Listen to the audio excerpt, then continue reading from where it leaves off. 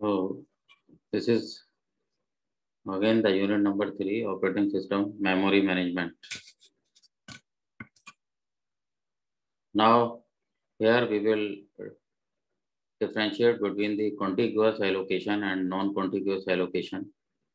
So whenever we are talking about the memory, then in context to the operating system, we will always consider the main memory, that is the random access memory.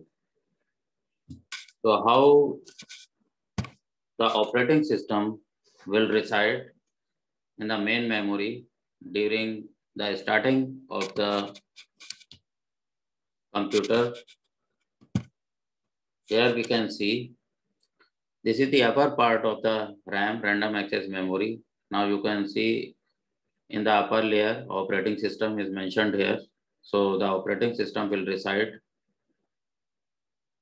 in the upper portion of the memory.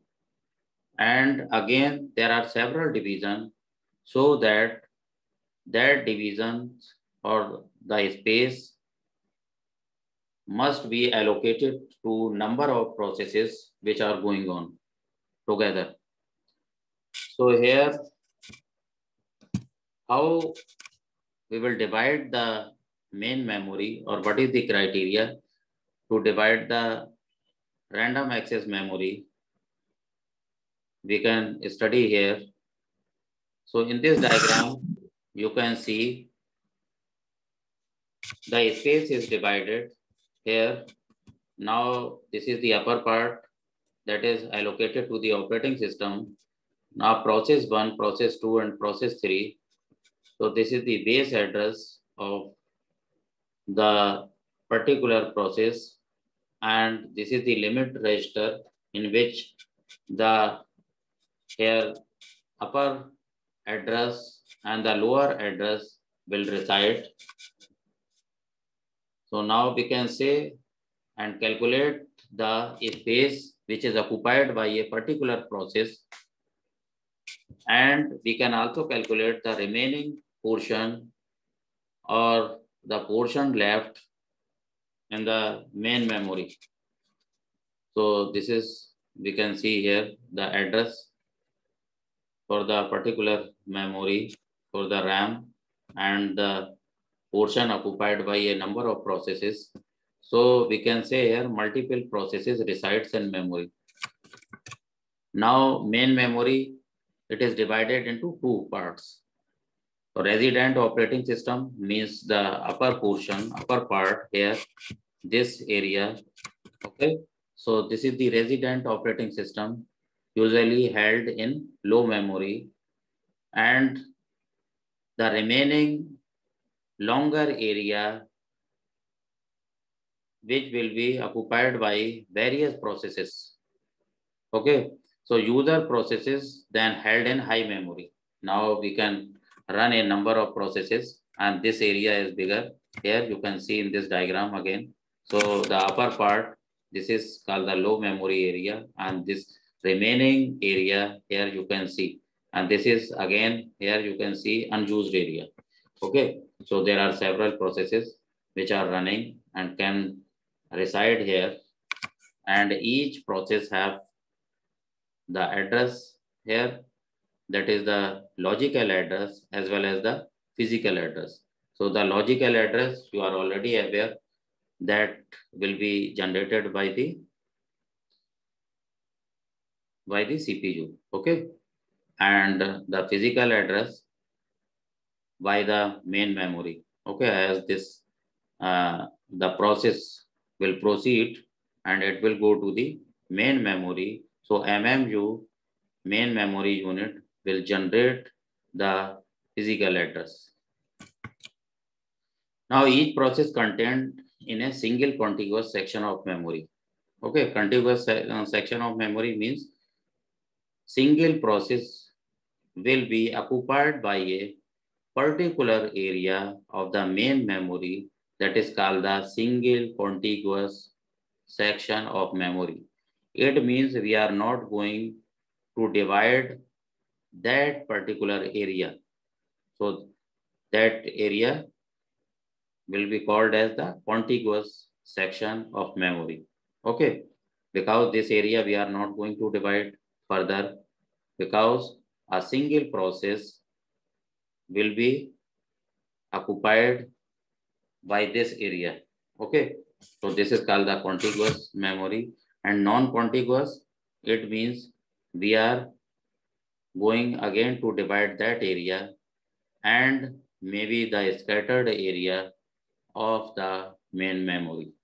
Okay, so contiguous area means a single process will go, and if there are number of processes are going and will be occupied by a number of section of memory, then we can call it as the non-contiguous. Okay, so multiple partition allocation. Now we can see single partition and multiple partition. So in case of the contiguous memory, we have already seen this. Now multiple partition, we are going to divide that memory again and again. Okay, so divide memory into several fixed size partition. So if we are dividing that particular part into the fixed size partition, okay, then we can say into a number of page. So if the page size are equal, okay, that is called the fixed size partition. So first we will divide the memory into several fixed size partition. So each partition stores one process. Okay, because earlier you have already seen in the slide, we are going to divide the RAM main memory into number of partition, but we are not aware whether those partition are equal or not equal. Okay, so it will depend on the size of the process. So each process may have different size. Okay, so here we will divide our main memory into fixed size partition. But if we will divide the main memory into fixed size, then it has some advantages as well as disadvantages. Okay, so we must divide the main memory as per requirement of the process or our program. So if the size is less, but we have already divided the main memory into fixed size, okay, then there will be a wastage of the memory in case of the fixed size partition, because the size of the process will vary.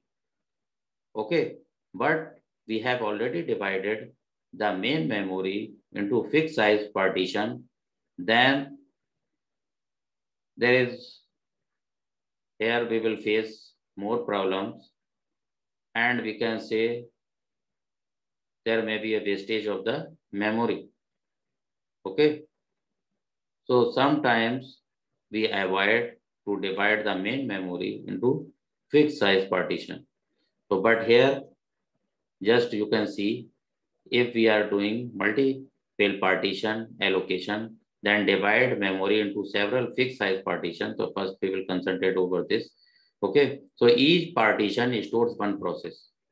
So here you can see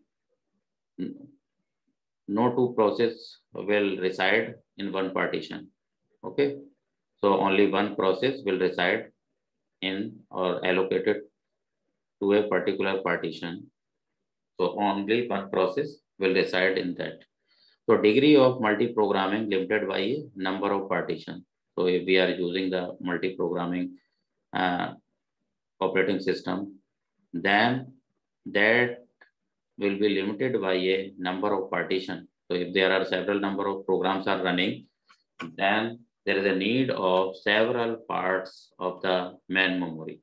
Okay, if a partition is free, load process from job queue. So here you can see the criteria is same. A several number of processes will go and have to wait in a queue. Okay. So if the partition is free, then the process will proceed to a particular partition or in the free memory slot. Okay. Now here you can see, so IBM OS / 360. So this is one of the operating system designed by IBM here. So this is very old OS operating system. Now we have already used this multiple partition allocation. Okay, in case of the IBM OS 360.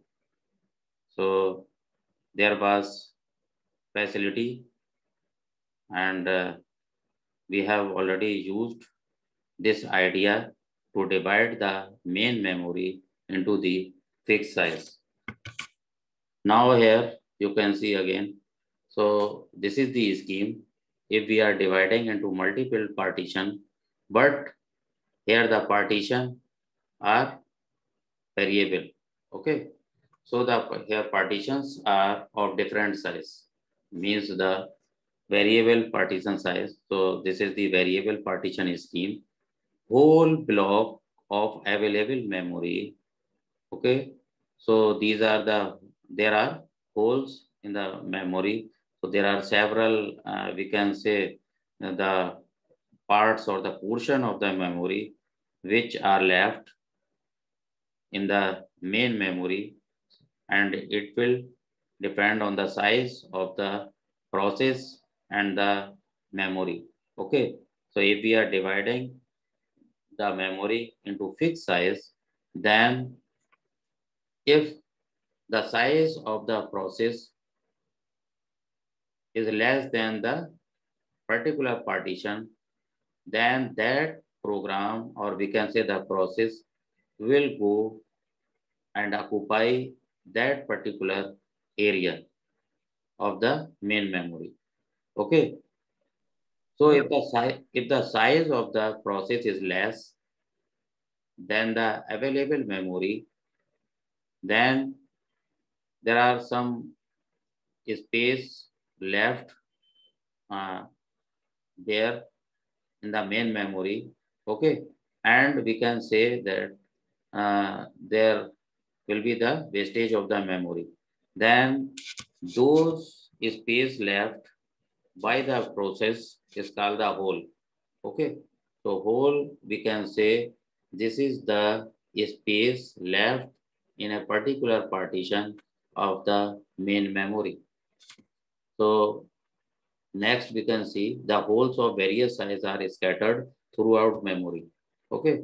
So because we have the large memory, then these holes are scattered throughout the memory, and we have the record of those holes. Okay. Keeps a table of free memory. Now the operating system have the table so that we can keep the record of that uh, area of the, we can say the space or the free memory which are left by number of processes. Okay. So the operating system will form a table and have the record of those holes or the space left by different processes in the main memory. Now we can say when a process arrives, okay, it is allocated memory from a hole large enough to accommodate it.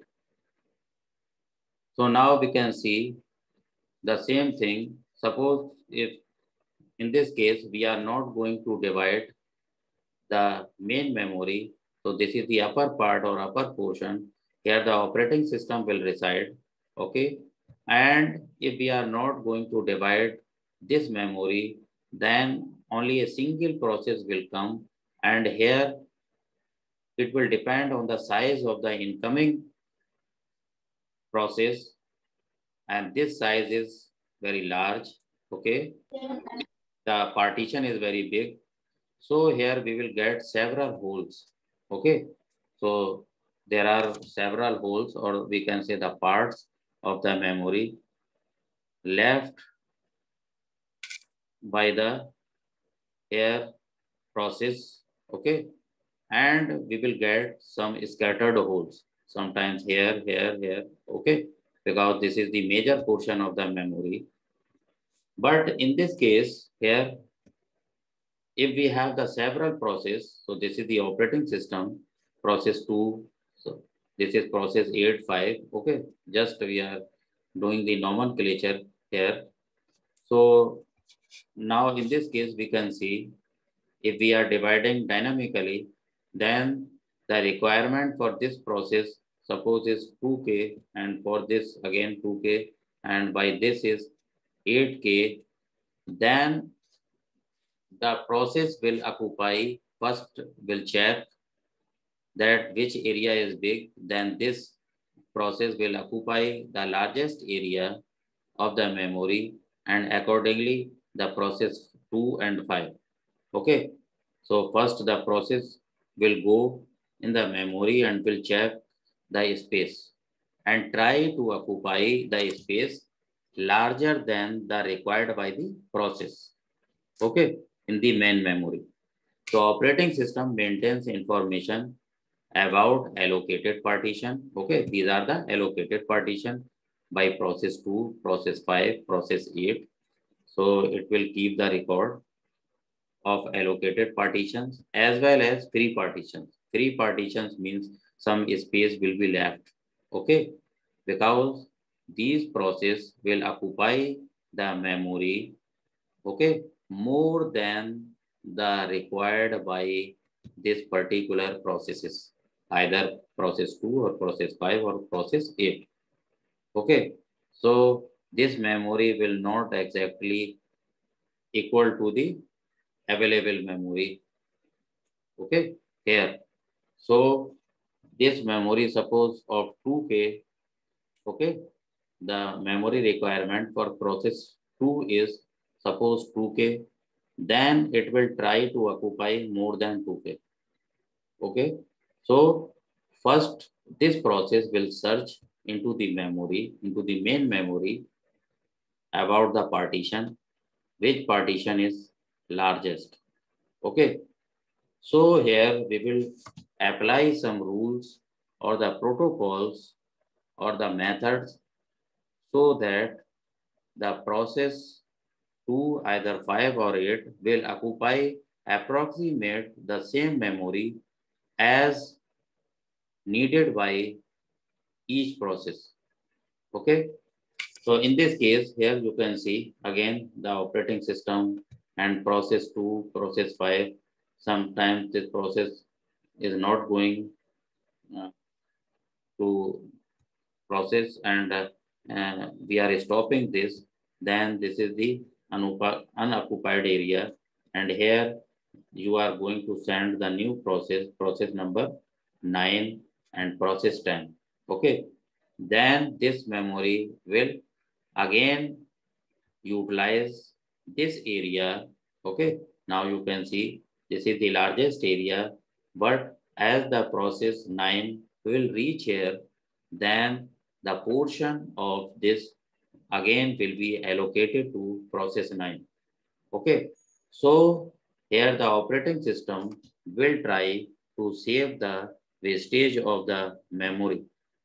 So here we will use a number of processes so that we can utilize those uh, partition of the memory already allocated to a number of process, and sometimes the process is not proceeding, then the allocated space again will be here allocated to the process number 9 or other processes. Now here you can see the same area again, this is allocated by the process 9 and 10, and still we have some area still left.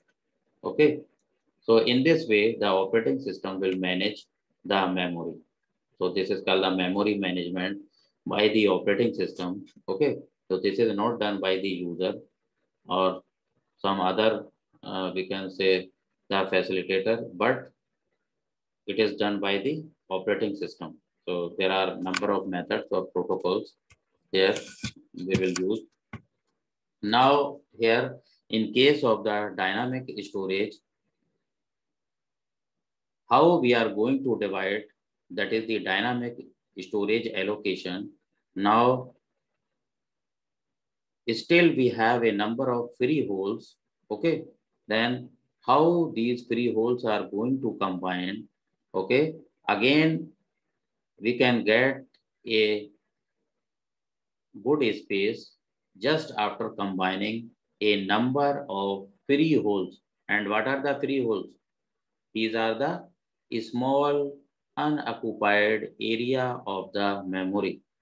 Okay, as the process will approach to the memory area and occupy that particular area, but still there are some small space left in the particular memory that is allocated to a process, then these small parts of the memory are called the free holes.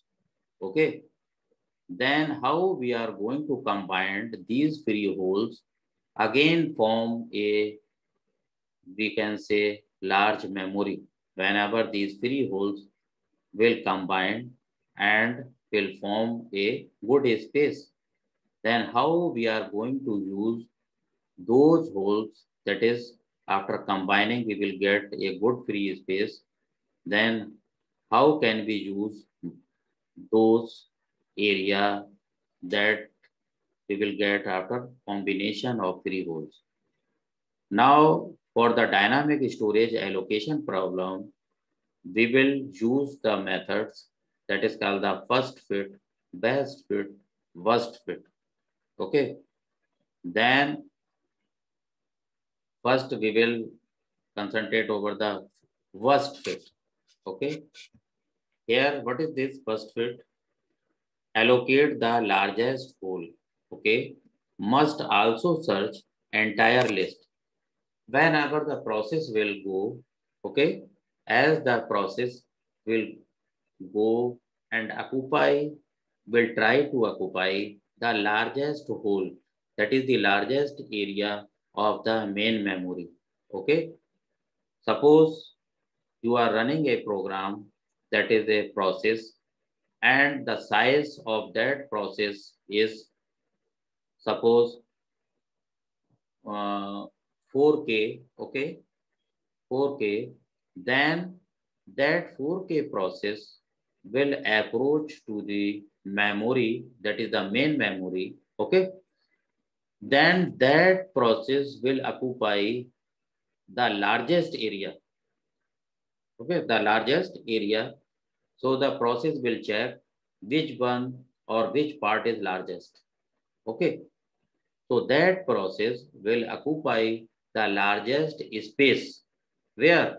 In the main memory. Okay. Because we are not going to divide the memory into the fixed partition. Okay. Because we want to use here dynamically. Because we want to reduce the space, or we can say the wastage. Okay. So we are going to use these methods, that is the first fit, best fit, worst fit. Okay. So the process will occupy the largest hole, that is the largest partition in the main memory. Okay. So produces the largest leftover hole. So in this case, we will get the largest hole. Okay. Because our process size is only 4K and their largest size of the main memory maybe 32K or the 64K. So first the process will check and occupy the largest size. So that is called the worst fit. Just I am giving you an example. Suppose you are traveling, okay? So in the train, you want complete seat. Okay, so first you will search where is the complete seat, and then you will occupy there and try to sleep there. Okay, and suppose if there is a rush, too much rush, then it is very difficult to occupy the complete seat and you will feel uncomfortable. So similarly, in this case also, the process will occupy the largest area. Okay, even though we are aware that we have lot of area so that a number of persons can sit there with you. Okay, but after that, due to the because you will feel uncomfortable, so that you will like to sit alone there.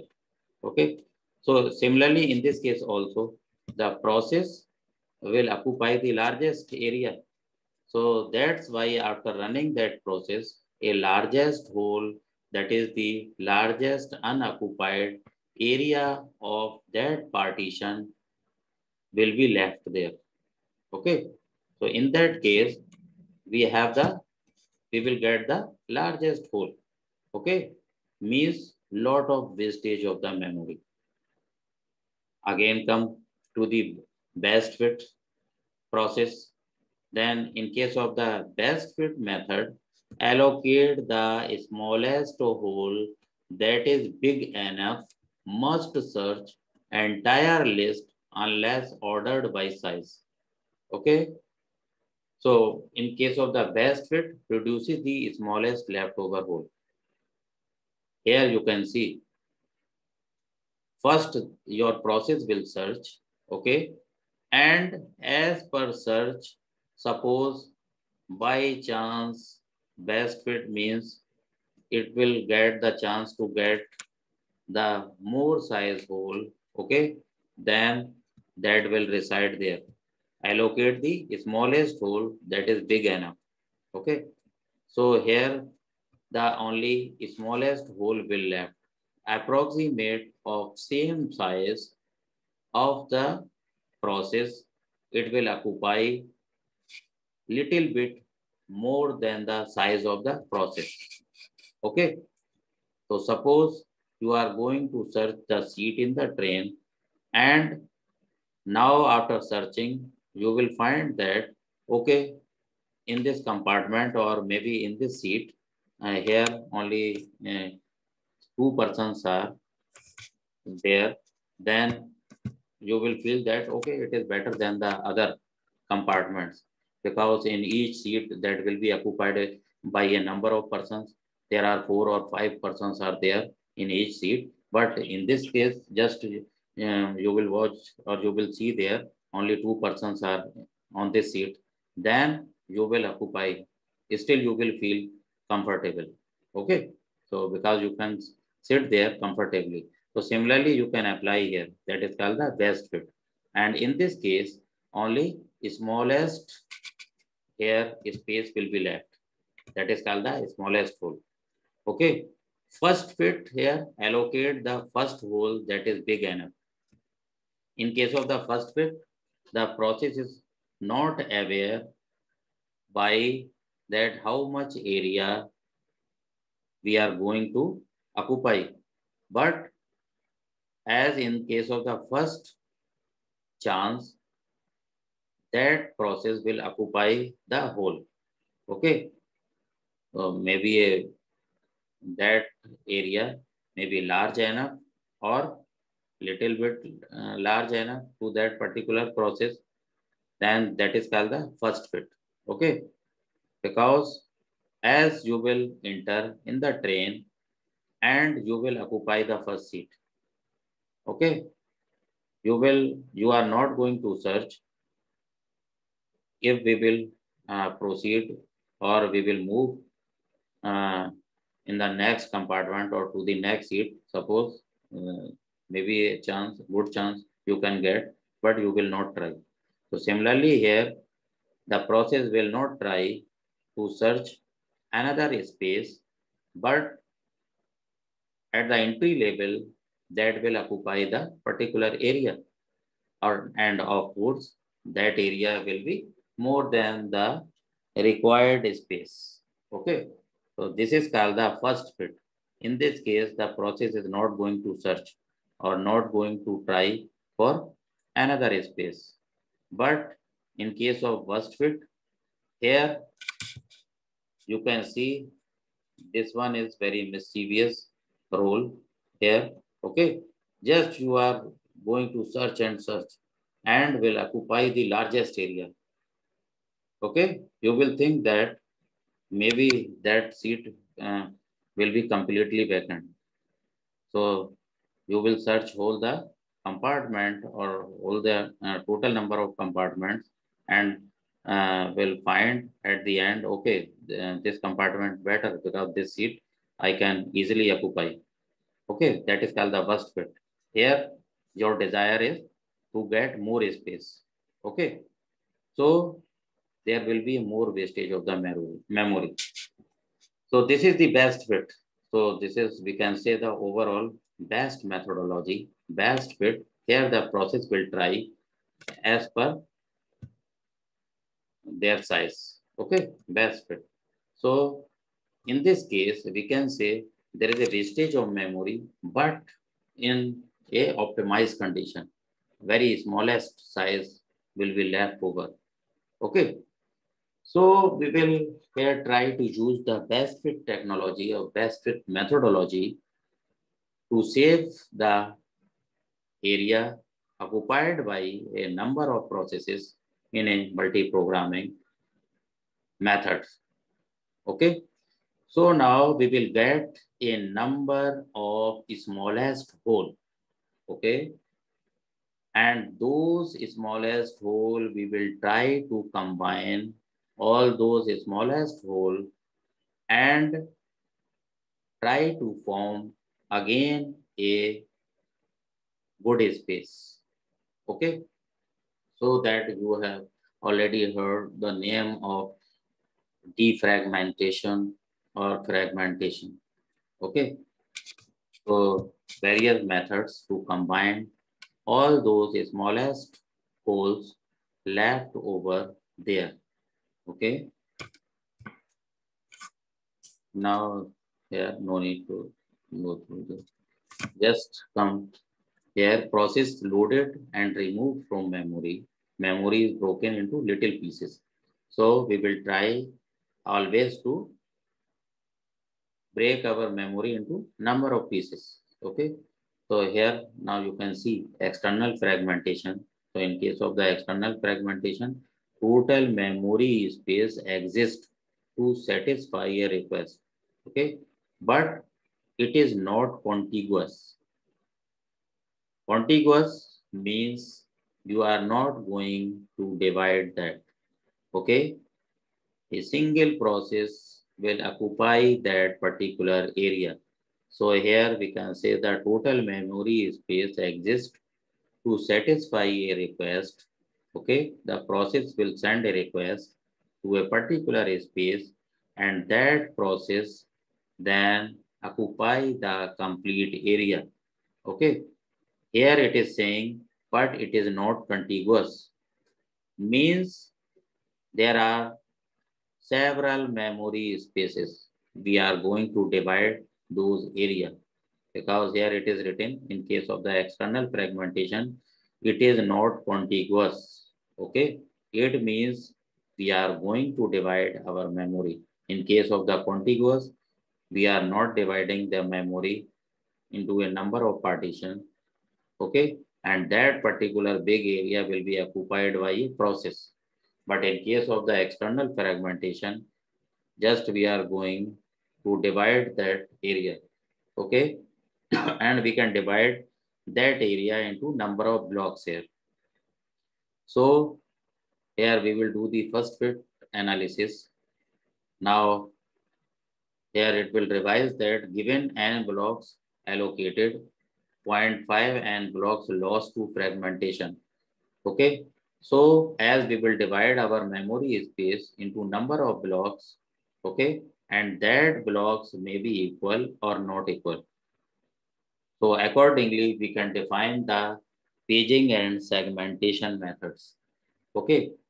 So in this case, if we are going to divide the blocks into n number of blocks, and it will depend on the size of the block, that is equal or not, and as the process will approach, and that particular area will be occupied by the process.